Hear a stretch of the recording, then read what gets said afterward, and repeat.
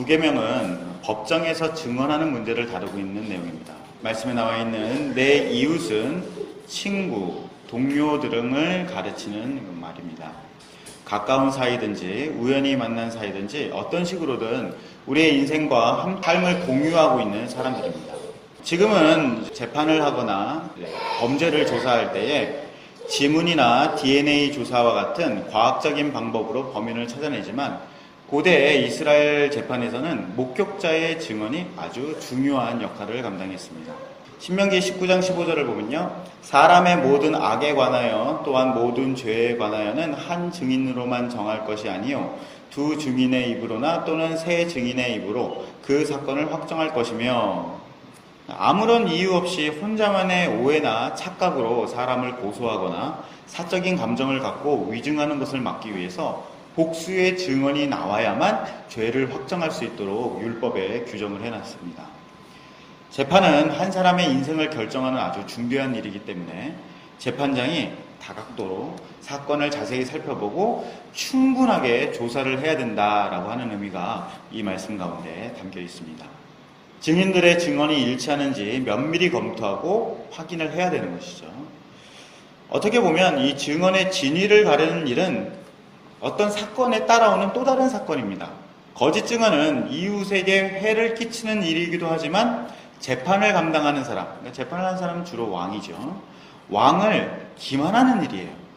살인사건이 있었는데 그 살인사건에 제가 봤습니다, 저 사람이 그랬어요 라고 이야기하는 것은 이 살인사건과는 전혀 다르게 왕이 재판을 하고 있는 왕의 일을 방해하는 거예요. 위증을 한다면 말이죠. 단순히 거짓말을 하는 것이 아니라 아주 심각한 국가적인 범죄가 되는 것입니다. 그러므로 증인은 지금 내가 증인으로서 하는 말을 공적으로 책임지겠다라고 하는 각오가 되어 있어야 되는 거예요. 왕 앞에서 자기네 말을 책임져야겠다라고 하는 생각으로 증언을 해야 되는 것입니다. 증언은 내가 솔직히 이야기하면 되지 뭐 이런 차원의 문제가 아니에요. 내가 보고 판단하는 것이 실제로 그러한 것인가에 대한 확신을 스스로 가지고 있어야 돼요.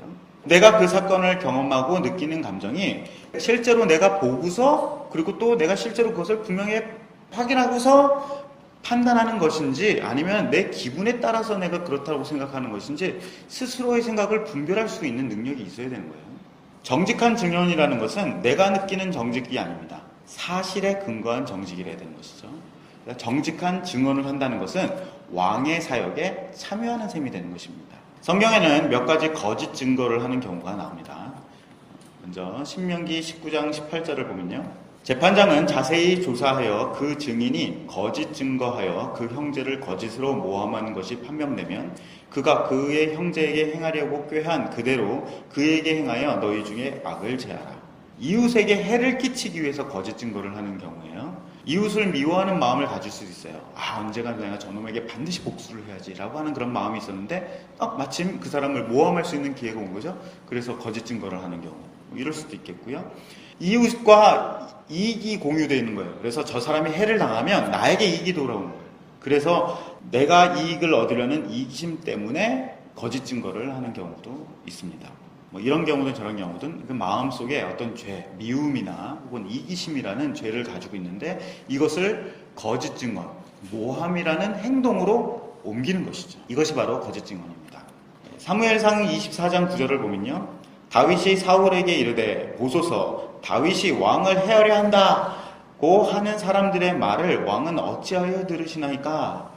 우리가 잘 알다시피 사울이 다윗을 죽이려고 쫓아다녀요. 그런데 그 이유가 뭐냐면 다윗이 사울을 죽이고서 왕이 될 것이다 라는 그런 소문이 사울의 귀에 들렸기 때문에 그렇습니다. 다윗은 그렇게 한 적이 없어요. 다윗이 사울에게 이야기하는 것이죠. 사람들이 그렇게 말하는 그 거짓 소문을 왜 왕이 들으시고서 저를 죽이려고 하십니까? 라고 이렇게 이야기하는 것이죠.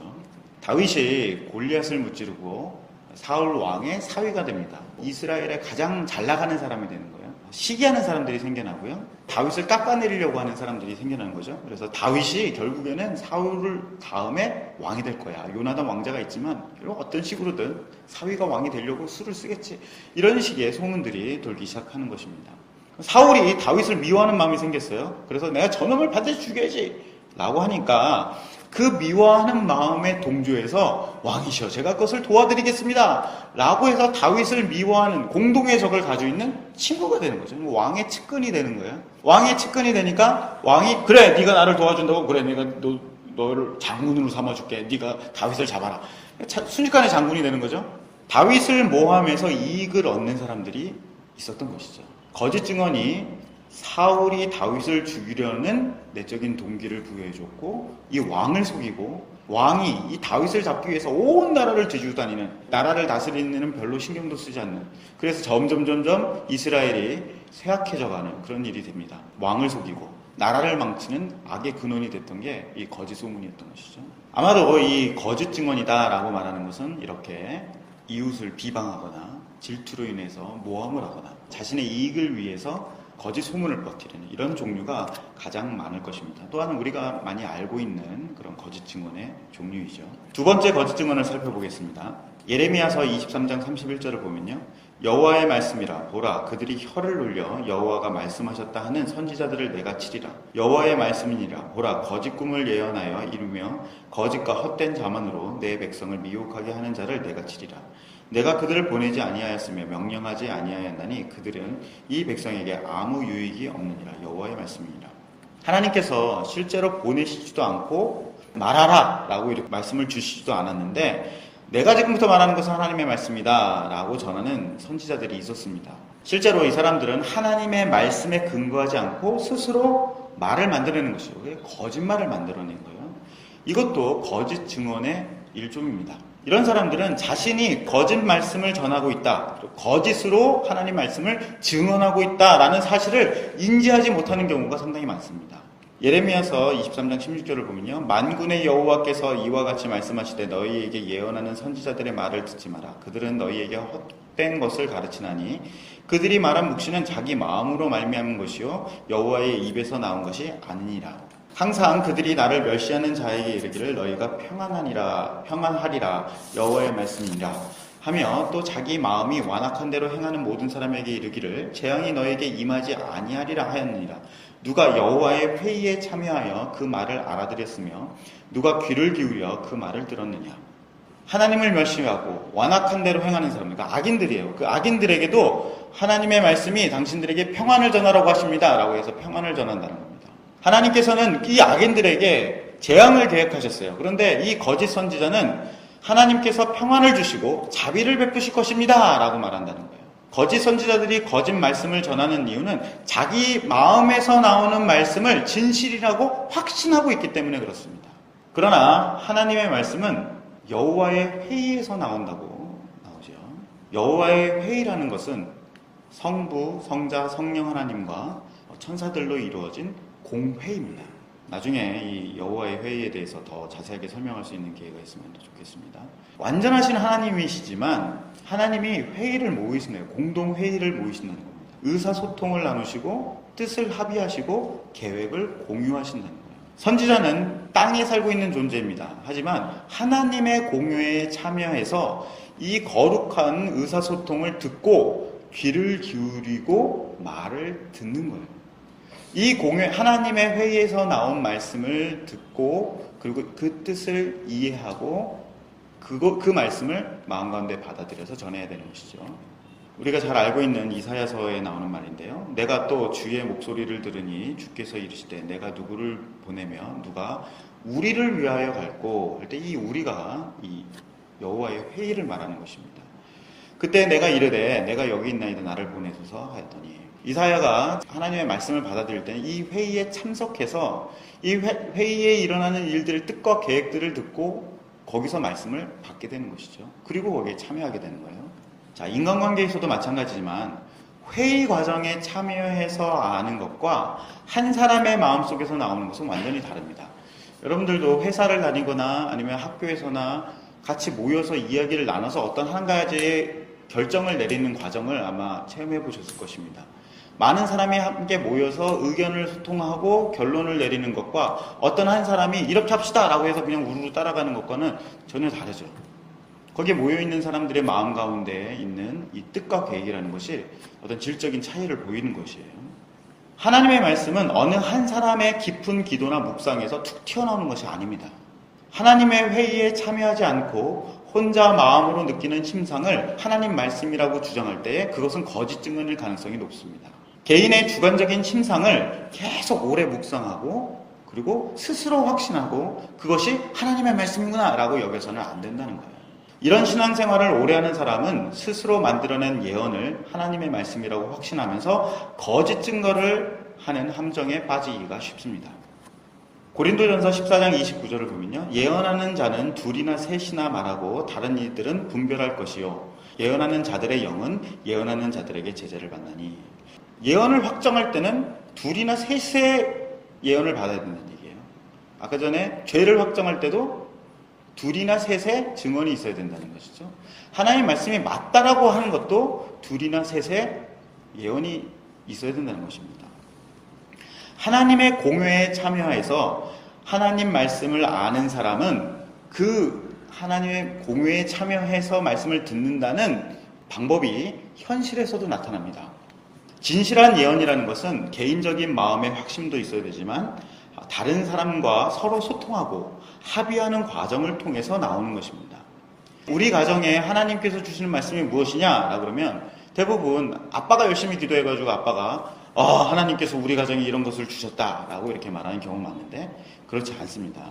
하나님 말씀은 남편과 아내와 자녀의 회의에서 나오는 것입니다. 교회에 주시는 하나님의 말씀은 목사를 통해서만 나오는 것이 아니라요. 목사와 직분자와 성도의 회의에서 나오는 것입니다.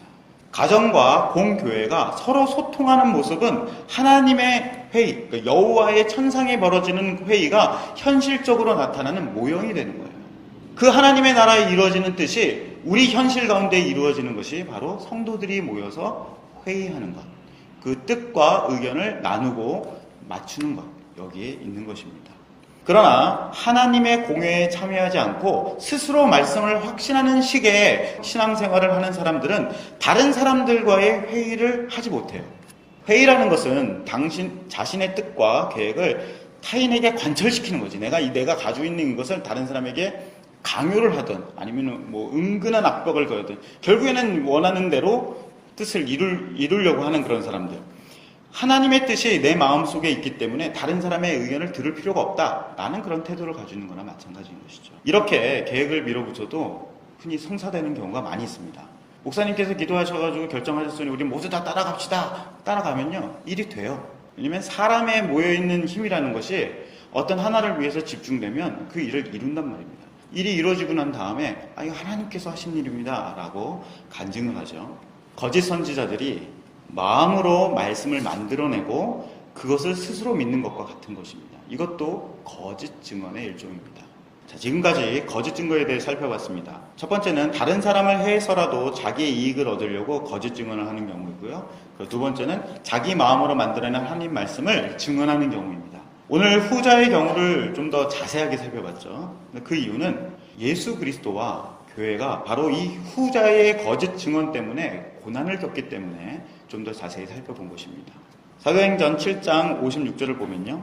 스데반이 하는 말입니다. 말하되 보라 하늘이 열리고 인자가 하나님 우편에 서신 것을 보노라 한데 그들은 유대인들입니다.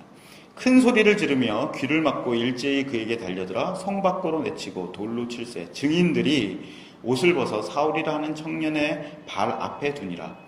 그들이 돌로 스데반을 치니 스데반이 부르짖어 이르되 주 예수여 내 영혼을 받으시옵소서 하고 8장 1절에 사울은 그가 죽임을 당함을 마땅히 여기더라.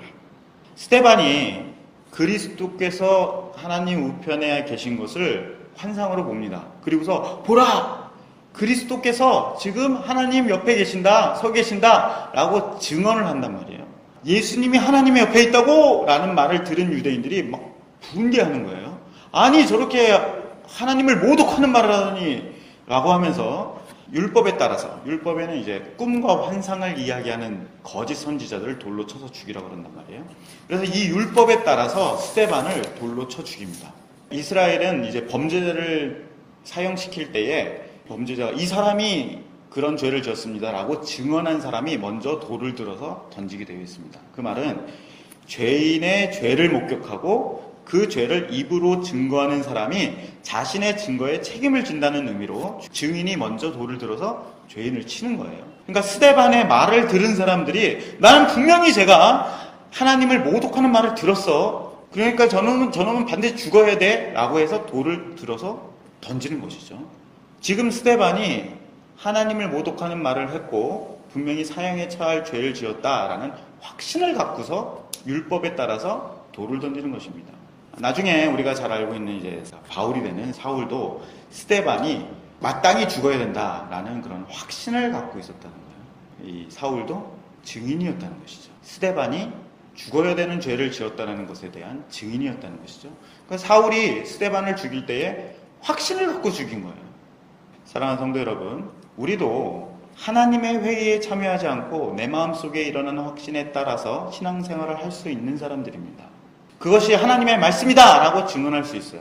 우리는 우리 스스로 만들어낸 예수 그리스도를 믿으면서 나는 예수 그리스도를 믿는 사람입니다 라고 다른 사람에게 전도할 수도 있고 하나님 나라의 복음이라고 설명할 수도 있습니다. 그러나 그것은 우리 스스로 만들어낸 것이지 하나님께서 우리에게 주신 말씀이 아닐 수도 있다는 것이에요. 그럴 때 우리는 거짓 증언을 하는 사람이 되는 것이고 우리는 이웃을 사랑하는 사람이 아니라 죽이는 사람으로 나타나게 된다는 거예요. 사랑하는 성도 여러분, 오늘 우리가 거짓 증언이라는 주제를 가지고